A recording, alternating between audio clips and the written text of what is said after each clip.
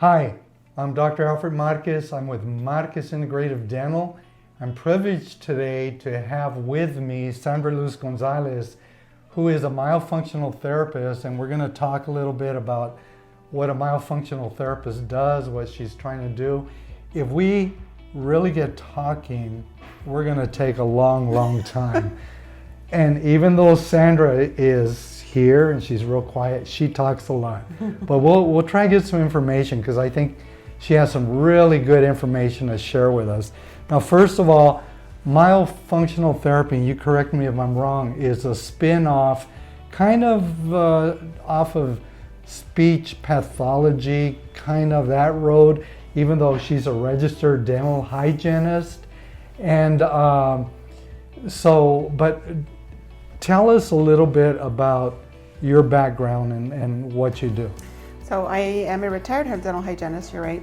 Yes. I fell into this world by studying speech and language pathology, all about myofunctional therapy. And I have my whys. My daughter had her situations with difficulty nursing when she was an infant, and she's had growth patterns that are incorrect. She's growing in the incorrect direction, meaning that may be obstructing her airway. So this was my drive into getting started into all of myofunctional therapy.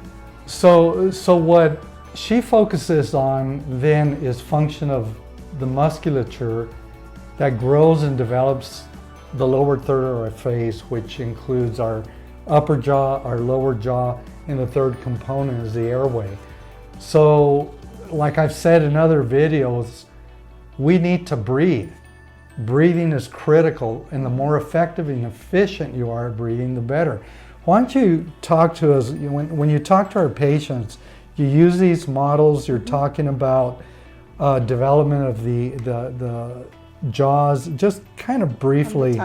So let's imagine we're actually building an arch, a semicircular Roman arch, right? We would need bricks, we would need cement, and we would need a form. If we were to take away that form before cement is cured, we'd have a vaulting or collapse of the arch, right? Well, in humans, we look at the arch form as the tongue. Teeth would be respective of bricks, and cement would be time of curing from infancy to puberty. If we were to take away that arch form during infancy to puberty, we're going to have changes to this arch, how it grows. It may vault, so that teeth are associated with that vault, so they may collapse, right?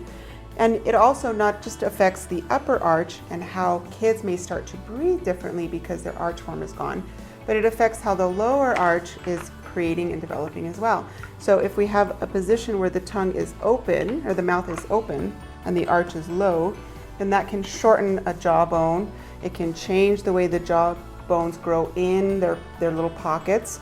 It may change ear development, respiratory development. And so we always want to make sure that our tongue is living in the upper arch.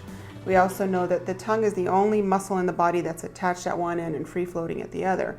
So how we swallow, which is typically about, in a growing child, 2,000 plus times a day, if we're swallowing inappropriately and we're not getting this typical pattern where we need tip of the tongue to come up, then middle back, tip middle back, instead we may be thrusting, well, we're pulling this jawbone in a negative direction. So if we're pulling it reversely, it may affect the airway. If we're pulling it too far forward, it may affect the jaw bones and how our face grows as we're developing. So I refer to the tongue as God's orthodontic appliance. And really it's not just the tongue, but the tongue is a major organ that helps with that, the proper growth and development. And today we see so many children with crowded teeth. We see so many children, I think it's close to 90% of all kids needing braces.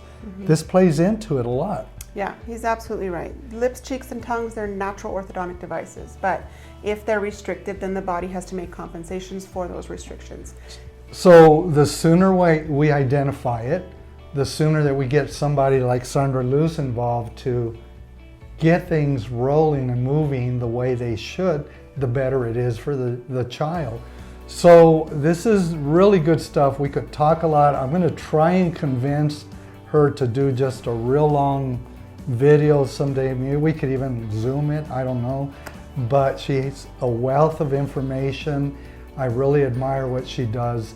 But thanks for listening. Dr. Alfred Marquez, Marquez Integrative Dental, thank you. Thank you, Sandra. You're welcome. And I'm with Southwest Myofunctional Therapy in Albuquerque.